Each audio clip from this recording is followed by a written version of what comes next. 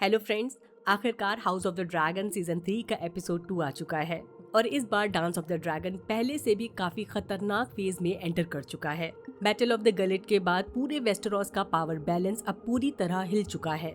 हर तरफ दर्द, धोखे और बदले की आग साफ तौर पे नजर आ रही है और इस एपिसोड में कुछ ऐसे फैसले लिए गए हैं जो आने वाली जंग का फ्यूचर हमेशा के लिए बदल देंगे।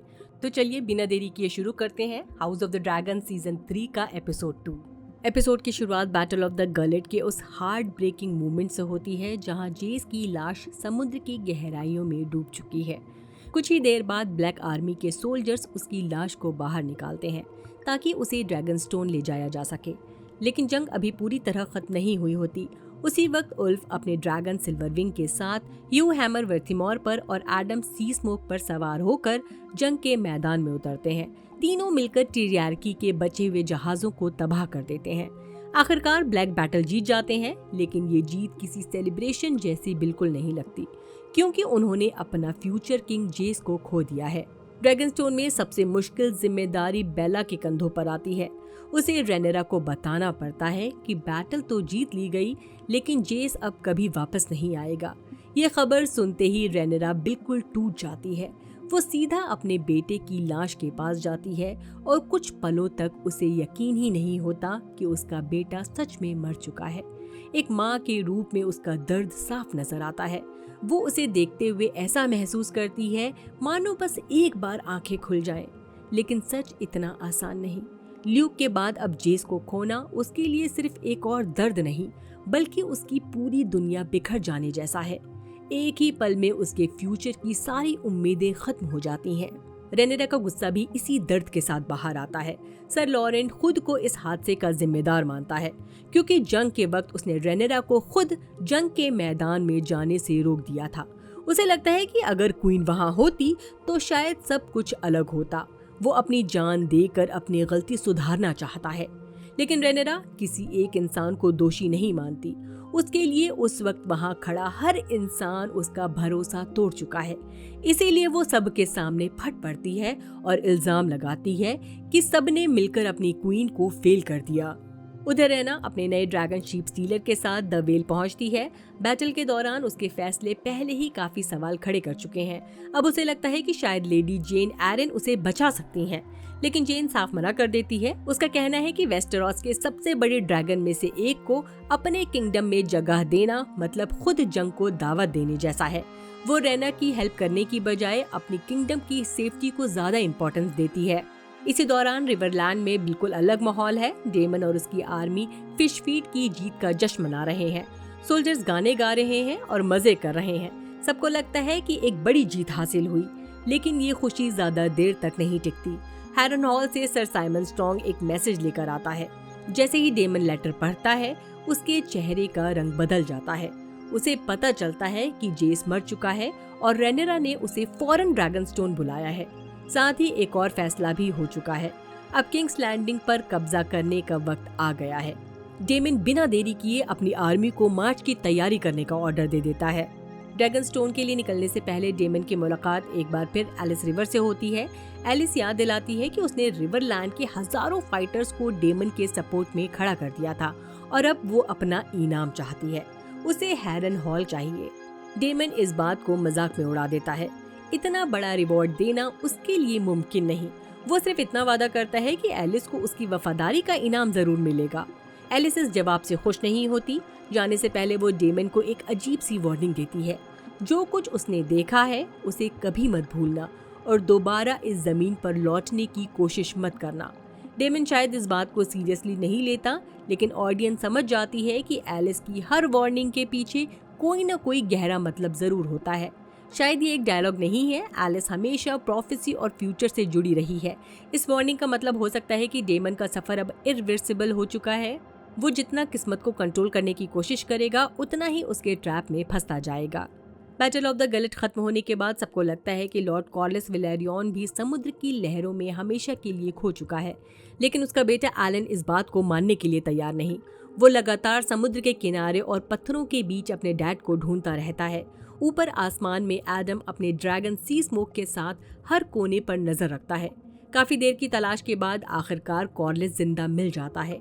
हालांकि वो बुरी तरह जख्मी है, लेकिन उसका जिंदा बच जाना ही सबके लिए किसी चमत्कार से कम नहीं। इस सीन का गहरा मतलब है, वेस्टेरोस में समुद्र अक्सर रीबर्थ और लॉस का सिंबल माना जाता है। जेस इसी समुद्र में मारा जाता है, जबकि कॉर्लिस उसी समुद्र से जिंदा वापस आता है। एक ही जगह किसी का अंत होता है तो किसी को दूसरा मौका मिलता है। होश में आते ही कॉर्लिस एक ऐसी बात बोलता है जो पूरी बैटल का असली मतलब समझा देती है। वो कहता है कि अगर इसे जीत कहते हैं तो वो कभी दोबारा ऐसी जीत देखना नहीं चाहेगा, क्योंकि इस बैटल ने सिर्फ दुश्मनों को ही नहीं बल्कि जीतने वालों को भी अंदर तक तोड़ दिया है। अपनी जान बचाने के बाद कॉर्लिस पहली बार एलन और एडम की लॉयल्टी को ओपनली एक्सेप्ट करता है। वो उन्हें विलेरियन नाम देने का वादा करता है। ये सिर्फ एक सरनेम नहीं बल्कि सालों से छुपी हुई सच्चाई को अपनाने का फैसला भी है। कॉर्लिस एलन और एडम को सिर्फ विरासत नहीं दे रहा होता, वो सालों की गिल्ट एक्सेप्ट कर रहा होता है। पहली बार वो अपनी गलती मानकर अपने नाजायज बेटों को अपना रहा है। ये रिडेम्पशन का मोमेंट है। इसी बीच बैटल का असर जमीन पर भी देखने को मिलता है। टिरियार्की के बचे हुए सोल्जर्स हर तरफ भाग रहे हैं और इसी अफरा तफरी के दौरान किंग एगॉन और लैरिस स्ट्रॉन्ग को ले जा रहे गार्ड्स भी बिखर जाते हैं। लैरिस इसी मौके का फायदा उठाता है। दोनों मिलकर अपने बंदी बनाने वालों को खत्म कर देते हैं और जंगल की तरफ भाग निकलते हैं। इस तरह रेनेरा के हाथ लगने से पहले ही एगॉन फिर से आजाद हो जाता है। वहीं किंग्स लैंडिंग में एलिसेंट को समझ आ जाता है कि ड्रैगन्स के सामने सिटी ज्यादा देर तक टिक नहीं पाएगी। अगर जंग यहीं हुई तो हजारों बेगुनाह मारे जाएंगे। इसी वजह से वो एक रिस्की प्लान बनाती है। सबसे पहले वो एमेंट को शहर से दूर भेजने की तैयारी करती है, क्योंकि जब तक वगार किंग्स लैंडिंग में है रेनेरा कभी हमला नहीं करेगी। इसके बाद एलिसेंट गोल्ड क्लोक के कमांडर से मिलकर उन्हें समझाती है कि अगर रेनेरा किंग्स लैंडिंग पर कब्जा करने आए तो बेकार का खून खराबा करने के लिए तलवार न उठाएं। अगर सरेंडर करके लोगों की जान बच सकती है तो वही करना बेहतर होगा। उसके लिए इस वक्त सबसे जरूरी चीज आयरन थ्रोन नहीं बल्कि किंग्स लैंडिंग के लोगों की जान है। ड्रैगनस्टोन में डेमन भी वापस पहुंच चुका है, लेकिन रेनेरा से मिलने से पहले उसकी नजर उल्फ और ह्यू हैमर पर पड़ती है। डेमन फौरन समझ जाता है कि दोनों ने उसके ऑर्डर्स फॉलो नहीं किए। उनका काम रिवरलैंड में रुककर एमेंट और वगार पर नजर रखना था, बट वो दुम दबाकर वहां से भाग आए। अब रिवरलैंड बिल्कुल खाली है। अगर एमेंट ने अब अटैक किया तो उसे रोकने वाला कोई नहीं होगा। डेमन का गुस्सा देखकर दोनों समझ जाते हैं कि उनकी एक गलती फ्यूचर में कितनी भारी पड़ सकती है। थोड़ी देर बाद डेमन रेनेरा से मिलने जाता है, लेकिन उससे पहले उसकी मुलाकात मिसारिया से होती है। दोनों के बीच पहले से ही भरोसा कम है और बातचीत में वो टेंशन साफ महसूस होती है। इसी दौरान एक खबर आती है। एमेंट अपने ड्रैगन वगार के साथ किंग्स लैंडिंग छोड़कर हैरन हॉल की तरफ उड़ गया है। ये न्यूज सुनते ही डेमन को समझ आ जाता है कि शायद यही वो मौका है जिसका वो इंतजार कर रहा था। आखिरकार डेमन रेनेरा के कमरे में पहुंचता है। वहां क्वीन नहीं, सदमे में पड़ी एक माँ उसका इंतजार कर रही है। जेस की मौत ने रेनेरा से उसकी सारी खुशियां छीन ली हैं। डेमन उसे संभालने की कोशिश करता है और याद दिलाता है कि उनकी लड़ाई सिर्फ आयरन थ्रोन के लिए नहीं बल्कि टारगेरियन लेगेसी के लिए भी है। दोनों अपने फ्यूचर के बारे में बात करते हैं और फैसला करते हैं कि अगर वॉर को खत्म करना है तो अब सीधा किंग्स लैंडिंग पर कब्जा करना ही होगा, क्योंकि एमेंट सिटी से बाहर है। इससे बेहतर मौका शायद दोबारा कभी न मिले। यहाँ demon song of ice and fire prophecy का भी जिक्र करता है। उसे लगता है कि किस्मत इनके साथ है, यानी टारगेरियंस बार बार प्रोफेसीज को गलत समझते हैं। उनका ओवर कॉन्फिडेंस ही फ्यूचर ट्रेजेडीज की वजह बनता है। इसी फैसले के साथ एपिसोड का पूरा फोकस बदले से आगे बढ़कर फाइनल कॉन्क्वेस्ट की तरफ मुड़ जाता है। रेनेरा अब सिर्फ अपने बेटे के गम में डूबी हुई मां नहीं रही, अब वो अपना हक, अपना ताज और अपना राज वापस हासिल करने के लिए पूरी तरह तैयार क्वीन बन चुकी है। वहीं किंग्स लैंडिंग में हालात हर पल टेंस होते जा रहे हैं। एलिसेंट स्मॉल काउंसिल की मीटिंग बुलाती है और अपनी स्ट्रैटेजी पर काम करना शुरू करती है, लेकिन काउंसिल के कई मेंबर्स उसकी बात से सहमत नहीं होते। लॉर्ड जेस्पर जो इतना गुस्से में आ जाता है कि वो एलिसेंट के साथ बदतमीजी करने की कोशिश करता है। सिचुएशन और खराब होने से पहले ग्रैंड मेस्टर बीच में आकर मामला संभाल लेता है। इस सीन से साफ दिखने लगता है कि ग्रीन्स की लीडरशिप अंदर से टूट चुकी है। अब कोई किसी की बात मानने को तैयार नहीं। मीटिंग के बाद एलिसेंट सीधा हेलेना के पास जाती है। वो चाहती है कि रेनेरा के आने से पहले हेलेना किंग्स लैंडिंग छोड़ दे ताकि उसकी जान बच सके। हेलेना बिना किसी सवाल के मान जाती है। दोनों चुपचाप सिटी छोड़कर निकलना चाहती हैं, लेकिन पैलेस के गार्ड्स उनका रास्ता रोक देते हैं। कुछ देर की बहस के बाद हेलेना की इमोशनल रिक्वेस्ट देखकर गार्ड्स उन्हें जाने देते हैं। फिलहाल उनकी जान बच जाती है, बट पता नहीं आगे क्या होगा। दूसरी तरफ हैरनहॉल में एमेंड अपने सबसे खतरनाक फॉर्म में नजर आता है। पहली नजर में तो लगता है कि वो डेमन है, पर ध्यान से देखने के बाद पता चलता है अरे ये तो एमेंड है।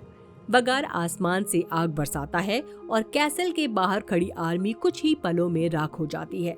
एमेंड बिना डरे हैरनहॉल के अंदर घुसता है। साइमन स्ट्रॉन्ग उसका स्वागत करता है और लॉयल्टी दिखाने की कोशिश करता है, जबकि एमेंड के लिए लॉयल्टी की कोई कीमत नहीं। वो साइमन स्ट्रॉन्ग और उसके बेटों को वहीं खत्म कर देता है। इस पल से साफ हो जाता है कि एमेंड अब सिर्फ वॉर जीतना नहीं चाहता, बल्कि डर का एक ऐसा माहौल बनाना चाहता है जहां उसके नाम से ही लोग कांप उठें। यही ताकत का घमंड कभी कभी खुद पर भी भारी पड़ जाता है। कैसल के अंदर हुई लड़ाई के दौरान एमेंड घायल हो जाता है। पहले वो खुद को संभालने की कोशिश करता है, लेकिन कुछ ही कदम चलने के बाद जमीन पर गिर पड़ता है। उसके सामने एलिस रिवर खड़ी होती है। एपिसोड ये नहीं बताता कि एमेंड की हालत कितनी सीरियस है, लेकिन एलिस का उसके पास होना ये जरूर हिंट दे देता है कि उसकी कहानी अब एक नया और मिस्टीरियस मोड़ लेने वाली है। इधर रेनेरा और डेमन अपनी आर्मी और ड्रैगन के साथ सिटी की तरफ मार्च कर रहे हैं, उल्फ और ह्यू के साथ। इतने बड़े ड्रैगन को एक साथ देखकर ही समझ आ जाता है कि अगर बैटल हुई तो सिटी का बचना मुमकिन नहीं। जैसे ही ड्रैगन्स किंग्स लैंडिंग के आसमान में दिखाई देते हैं, पूरे शहर में तहलका मच जाता है। एलिसन का प्लान यहाँ काम करने लगता है। गार्ड्स अपने तीर नहीं चलाते और सिटी वॉच भी अपने हथियार नीचे रख देते हैं। यहाँ वफादार सोल्जर जरूर फाइट करने की कोशिश करते हैं, लेकिन डेमन उन्हें पल भर में खत्म कर देता है। इस तरह बिना किसी बड़ी बैटल के रेनेरा रेड कीप के अंदर पहुँच जाती है। Normally game of thrones universe में शहर ड्रैगन्स की वजह से बर्बाद होते हैं, लेकिन यहाँ किंग्स लैंडिंग बिना फाइट के सरेंडर कर देता है। यानी कभी कभी डर तलवार से ज्यादा पावरफुल होता है। ड्रैगन्स की मौजूदगी ही जीत के लिए काफी थी। थ्रोन रूम के दरवाजे खुलते ही किंग्स गार्ड उसका रास्ता रोक लेता है। कुछ सेकंड के लिए लगता है कि शायद अब खूनी लड़ाई शुरू होगी, लेकिन तभी सिटी वॉच का कमांडर अपनी लॉयल्टी बदल देता है और अनाउंस करता है कि अब वो क्वीन रेनेरा के साथ खड़ा है। ये देखकर बाकी गार्ड्स भी अपनी तलवारें जमीन पर रख देते हैं। सालों से जिस शहर के लिए जंग चल रही थी, वो आखिरकार बिना किसी बड़े घेराबंदी के रेनेरा के कंट्रोल में आ जाती है। आयरन थ्रोन के सामने पहुंचते ही रेनेरा का पहला सवाल होता है, किंग एगॉन कहाँ है? ग्रैंड मिस्टर बताता है कि एगॉन और लैरिस स्ट्रॉन्ग पहले ही शहर से भाग चुके हैं। यानी जिस दुश्मन को पकड़ने के लिए इतनी बड़ी प्लानिंग की गई थी, वो फिर एक बार हाथ से निकल गया।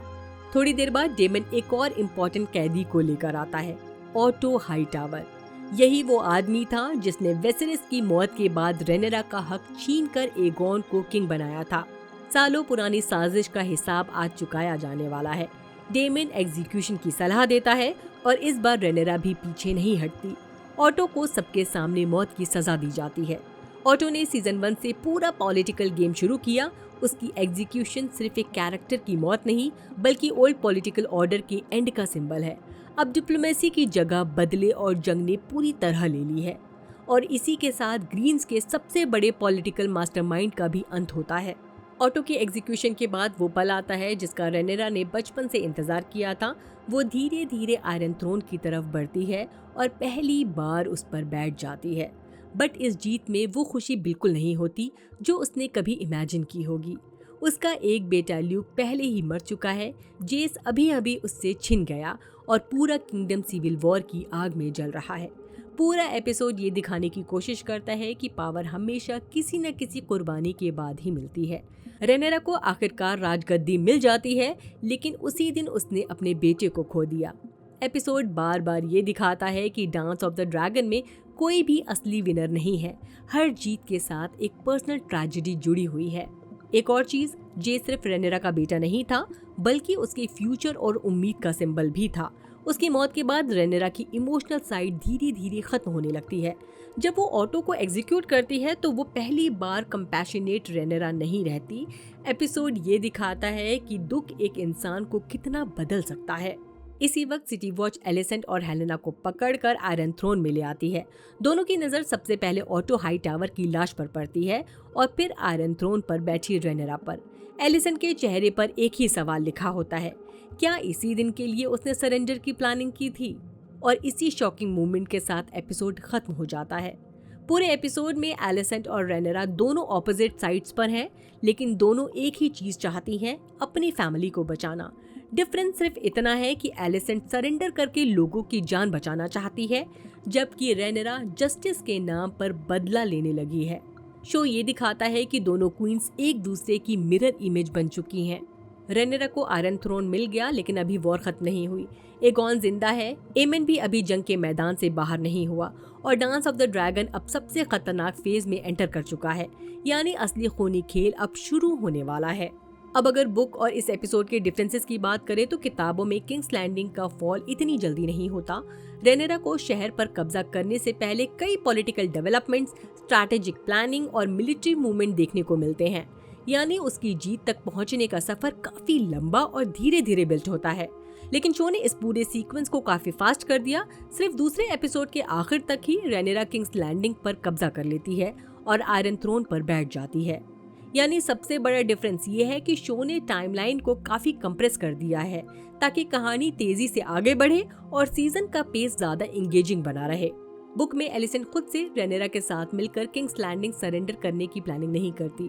जब रेनेरा सिटी पर कब्जा करती है तब ग्रीन की तरफ से बगावत देखने को मिलती है और पूरी सिचुएशन शो से काफी अलग होती है। लेकिन शो में एलिसेंट एक अलग रास्ता चुनती है। वो कोशिश करती है कि शहर को शांति पूर्वक सरेंडर कर दिया जाए, यानी ये पूरा सब प्लॉट शो का ओरिजिनल एडिशन है। इस बदलाव के जरिए सीरीज ने एलिसेंट के कैरेक्टर को ज्यादा प्रैक्टिकल और खून खराबा रोकने की कोशिश करने वाली लीडर के रूप में दिखाया है। बुक में भी ऑटो हाईटावर का अंजाम मौत ही होता है, लेकिन उसकी एग्जीक्यूशन का टाइमिंग और उसका प्रेजेंटेशन शो से अलग है। रेनेरा एग्जीक्यूशन का ऑर्डर देती है, लेकिन एग्जीक्यूशन किसने की ये मेंशन नहीं किया गया। शो में ऑटो की एग्जीक्यूशन को एपिसोड 2 के इमोशनल क्लाइमेक्स के रूप में दिखाया गया है। इस मूवमेंट के जरिए ये दिखाया जाता है कि रेनेरा अब सिर्फ अपने दुख में डूबी हुई मां नहीं रही, बल्कि जरूरत पड़ने पर सख्त फैसले लेने वाली क्वीन बन चुकी है। बुक में डेमन और एलिस रिवर का रिश्ता इतना डेवलप ही नहीं होता जितना शो में दिखाया गया है, और एलिस की प्रोफेसी वाली कॉन्वर्सेशन भी बुक में इस तरह नहीं होती। किताबों में एलिस रिवर को एक मिस्टीरियस और विच लाइक औरत के रूप में दिखाया गया है। उसके बारे में कहा जाता है कि उसके पास सुपरनैचुरल पावर्स हो सकती हैं, लेकिन डेमन के साथ उसकी प्रोफेसी या विजन से भरी कॉन्वर्सेशन डिटेल में नहीं दिखाई गई। शो ने एलिस रिवर के कैरेक्टर को काफी एक्सपैंड किया है। हैरन हॉल में वो डेमन को बार बार विजन्स दिखाती है और प्रोफेसी, फ्यूचर और उसके अंदर के गिल्ड से जुड़ी बातें करती रहती है। इस सीन के जरिए डेमन का साइकोलॉजिकल और इमोशनल स्ट्रगल भी एक्सप्लोर किया गया है। बुक में बैटल ऑफ द गलेट के बाद कॉलिस वैलेरियन बच जाता है और बाद में एलन ऑफ हल के साथ उसका कनेक्शन धीरे धीरे डेवलप होता है, लेकिन रेस्क्यू के दौरान उनके बीच शो जैसा इमोशनल फादर सन मूवमेंट डिटेल में नहीं दिखाया गया। शो कॉलिस के रेस्क्यू को काफी इमोशनल बना देता है। इस सीन में एलन सिर्फ उसकी जान ही नहीं बचाता, बल्कि दोनों के बीच एक इमोशनल बॉन्ड भी दिखाया जाता है जो उनके फ्यूचर रिश्ते की नींव रखता है। बुक में एमंड हैरन हॉल पर कब्जा करता है और उसके बाद रिवरलैंड में तबाही मचाता है, लेकिन उसके कैंपेन के कई इंसिडेंट को हिस्टोरिकल समरी की तरह बताया गया है। साइमन स्ट्रॉन्ग और हैरन हॉल के इवेंट शो की तरह डिटेल और सिनेमेटिक तरीके से डिस्क्राइब नहीं किए गए। शो इन इवेंट्स को ज्यादा ड्रामेटिक और सस्पेंसफुल बना देता है। हैरन हॉल के सीन्स, साइमन स्ट्रॉन्ग के साथ कन्फ्रंटेशन और एमन के कैंपेन को काफी ज्यादा स्क्रीन टाइम दिया गया है, जिससे टेंशन और इमोशनल इम्पैक्ट दोनों बढ़ जाते हैं। इसी के साथ ये वीडियो यहीं खत्म करते हैं। मेरा वीडियो अगर आपको अच्छा लगा हो तो एक लाइक तो बनता है और चैनल को भी सब्सक्राइब कर लीजिए।